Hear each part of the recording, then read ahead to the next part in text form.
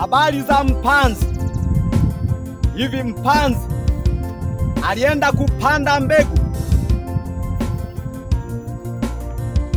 Wakati akisia zile mbegu, zingine zikaangukia kwenye njia. Wale wapita njia wanaotembea wakazikanyaga zile mbegu, na ndege wa angani wakaja wakazidonoa. Lakini zingine zikaangukia kwenye mwamba,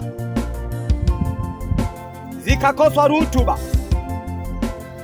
zikakauka. Zingine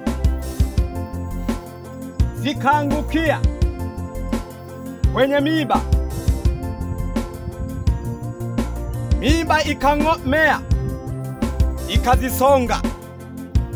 Lakini zingine zikaanguka kwenye udongo mzuri,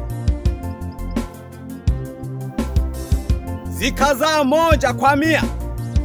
Ndipo maana anasema mwenye masikio na asikie, mwenye kutazama na aone. Hivi ninyi mmepewa kuzijua siri za Mungu, lakini wengine wakitazama wasielewe, na wakisikia